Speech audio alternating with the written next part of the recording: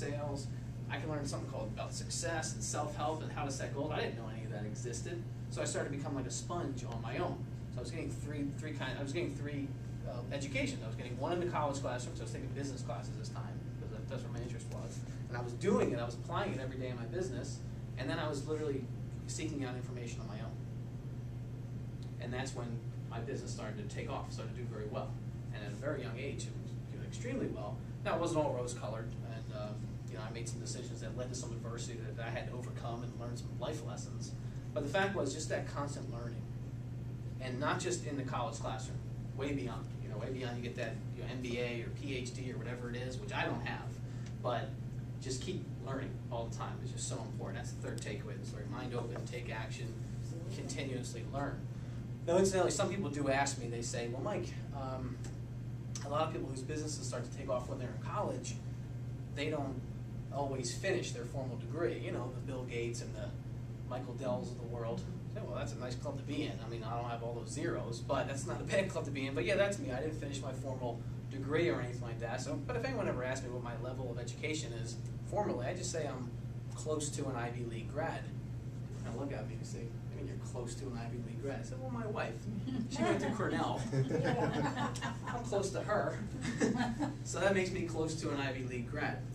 But anyway, so just keep learning. Take action on everything you hear, you know, from Janet and Peggy, microcredit. Just do it. You know, just implement it. It's so important. And I like to get that out of the way early, so you kind of remember that as we're going. All right. So there's two ways to develop your high marketing IQ. Only two ways.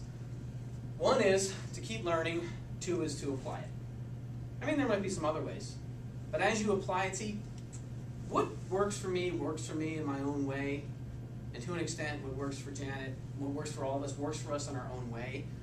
And the knowledge, the principles may be the same, but how we apply it, we do it in our own way. And that's what I love about independent business, is that we do it in our own way. So you have to apply this in your own way, but the sooner you take action on it, the faster your IQ grows when it comes to your marketing. So, all right. Now, when it comes to marketing, marketing is all about marketing funnel. And when you guys were having a discussion here earlier, what I said to Mike was, I kind of nudged it with my elbow. Because everything, a lot of what you guys were talking about was all had to do with the marketing funnel. All right? So the marketing funnel pretty much looks like suspects, prospects, new clients and customers, past clients and customers. I don't care how good we are. We're all going to have past clients and customers. It's the way it is. I work a lot with martial arts school owners.